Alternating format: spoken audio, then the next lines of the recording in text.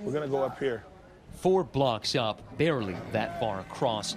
And in this stretch of Seattle, citizen journalist Omari Salisbury enters occupied territory. Every day at like 3 o'clock, you get there's a lot of different community meetings. It's a lot of discussion about what this thing is gonna be. This afternoon, many feeling validated by the breaking news. The first charge is felony murder. The former Atlanta officer who shot and killed Rayshard Brooks last Friday was charged with 11 counts, including murder and aggravated assault. They should be charged because there's always a better way. That makes me feel good. And that's all we want is justice. This is CHOP. What do we want? When do we want it? Now! The Capitol Hill occupied protest. A self-described autonomous zone, a piece of city taken, sealed off from outsiders by barricades and patrolled by armed residents. The guy with the Glock is running. It's a place where no cops are allowed. An area those inside say is for the people, by the people. In the last few weeks, we've made quite a movement, haven't we?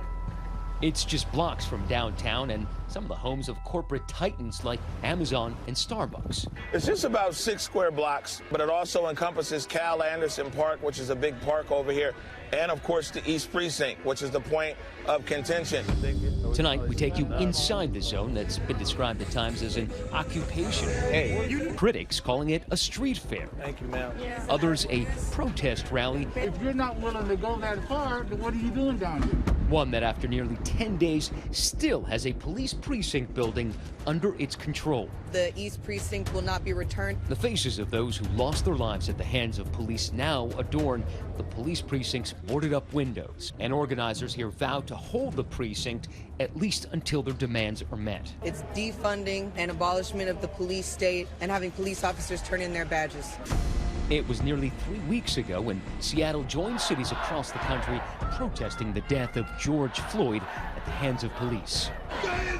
George Floyd! Let's bring this down. Protesters taking their anger to the East Precinct in the Capitol Hill neighborhood, where the standoffs were some of the most explosive in the country. Officers using tear gas, flashbang grenades, and pepper spray. They're putting the pepper spray in the air. There it is. This viral moment live streamed by Salisbury. I got pepper spray all over me. Demonstrators facing a wall of officers across a barricade. All hell broke loose. Tear gas and pepper spray, and I think they broke out the rubber bullets. Damn. And it shocked this neighborhood. Days later, another intense police crackdown. And tensions heightened as a man drove his car into a crowd of protesters before shooting and injuring one of them. Oh no! There's a gun!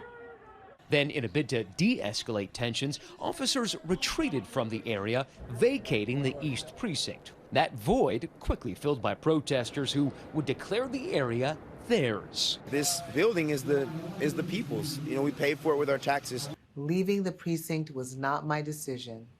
You fought for days to protect it.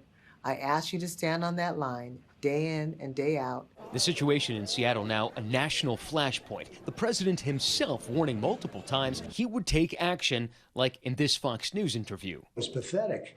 No, we're not going to let this happen in Seattle. If we have to go in, we're going to go in. Seattle Mayor Jenny Durkin firing back. One of the things this president will never understand is that listening to community is not a weakness.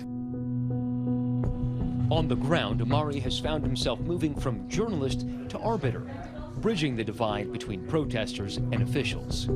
They know because people know it's like we're not on the side of protesters, we're not on the side of police, we're just media people who actually build a lot of relationships. Share the stream. After his videos of the protest caught the attention of city leaders, he began hosting community meetings like this one with Harold Scoggins, the chief of the Seattle Fire Department, who seemed to meet some of the protesters' demands. Requiring body-worn cameras recording at protest. That's a change that has been made. In no way do I imagine that this comes close to meeting all of the concerns and needs. But in the conversation, one of the things we're trying to do is understand how we serve the business owners, how do we serve the residents.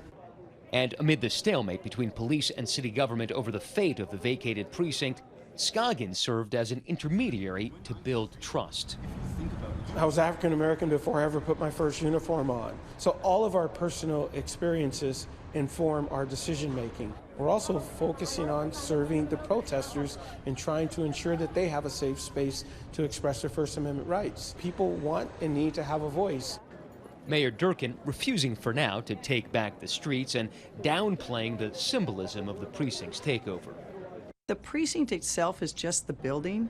Our focus is on how do we make sure that policing adapts to the situation. The chief made very clear that policing will never be the same in Seattle or across America. It's not a protest. I call it Burning Man, a festival. It has nothing to do with Black lives or what happened to George Floyd.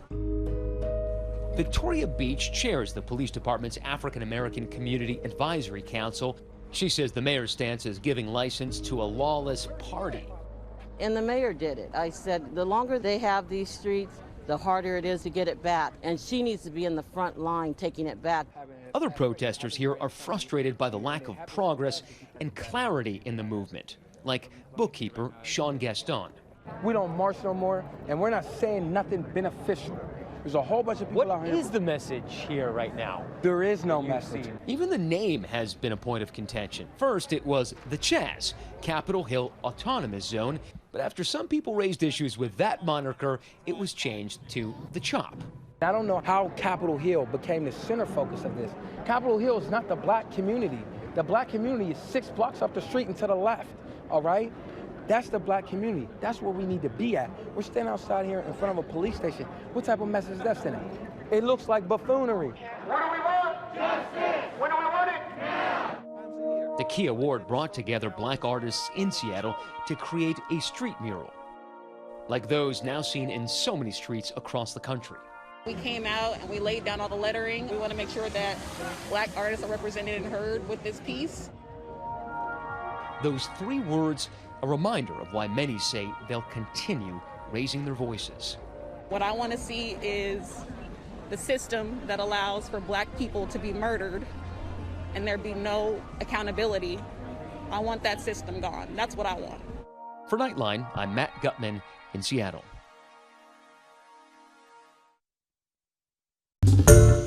Hi everyone, George Stephanopoulos here. Thanks for checking out the ABC News YouTube channel. If you'd like to get more videos, show highlights, and watch live event coverage, click on the right over here to subscribe to our channel, and don't forget to download the ABC News app for breaking news alerts. Thanks for watching.